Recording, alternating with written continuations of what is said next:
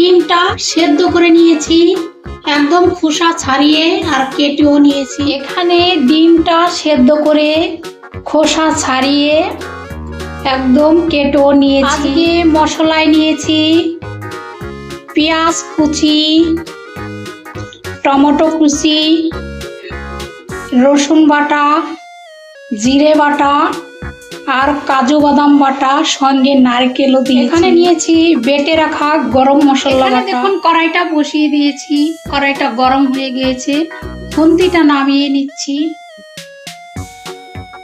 আজকে পুরো রান্না করব সর্ষের তেলে। তেলটা গরম হয়ে গিয়েছে, এখানে আছে লবণ দিয়ে দিচ্ছি, হলুদ, এখানে আছে ডিম ছেড়ে দিচ্ছি। এখানে দেখুন ডিমটা ভাজা হয়ে গিয়েছে, দেখুন কতটা লাল করে ভেজে নিয়েছি। দেখুন এখন নামিয়ে নেব। দেখুন সেই তেলে ফোড়নটা দিয়ে দেবো, শুকনো লঙ্কাটা লাল করে ফোড়নটা হয়ে গিয়েছে, কুচানো পেঁয়াজ দিয়ে টমেটো দিয়ে দিচ্ছি একসাথে। লবণ স্বাদ অনুসারে লবণটা পড়ে গিয়েছে, টমেটোটা দেখুন ভেজে নিয়েছি।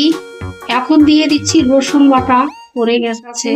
রসুন আর পেঁয়াজ টমেটো ভালো কাঁচা গন্ধ যতক্ষণ না, রসুনটা ভেজে নিয়েছি। এখানে আছে বাদাম আর নারকেল বাটা দিয়ে দিচ্ছি, আরো ভালো করে কষতে হবে। মশলাটা দেখুন ভালোভাবে কষিয়ে নিয়েছি, এখন একটু জল দিয়ে দিচ্ছি অল্প। দিয়ে দিব গুঁড়ো মশলা, ধনে গুঁড়ো, হলুদ গুঁড়ো, লঙ্কা গুঁড়ো, সব গুঁড়ো মশলা পড়ে গিয়েছে। এখন এখানে আছে ভাজা জিরে বাটা, এটা দিয়ে দিচ্ছি। জিরে বাটাটা পড়ে গিয়েছে, দেখুন মশলাটা ভালোভাবে কষানো হয়ে গিয়েছে। আর উপরটা দেখুন তেল ওঠে, অল্প পরিমাণ জল দিয়ে দিন, জলটা পড়ে গিয়েছে। দেখুন মশলাটা ফুটতে শুরু করে দিয়েছে। এখানে আছে গরম মশলা বাটা, উপর দিয়ে চলে গিয়েছে গরম মশলা বাটা, নেড়ে নেব। এখানে দেখুন ফুটতে শুরু করে দিয়েছে, ফুটেও গিয়েছে।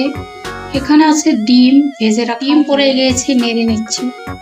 আজকে দেখুন দুপুরে বানিয়ে ফেলেছি মশলা ডিম কষা বানিয়েছি, দেখতেও দেখুন কতটা সুন্দর হয়েছে। এখন নামিয়ে নেব, একদম কষা কষা করে বানিয়েছি। আজকে বানিয়ে ফেলেছি মশলাদার ডিম কষা বানিয়ে ফেলেছি। দেখুন ডিম কষাটা, ভিডিও দেখবেন, লাইক করবেন, সাবস্ক্রাইব করবেন। নমস্কার।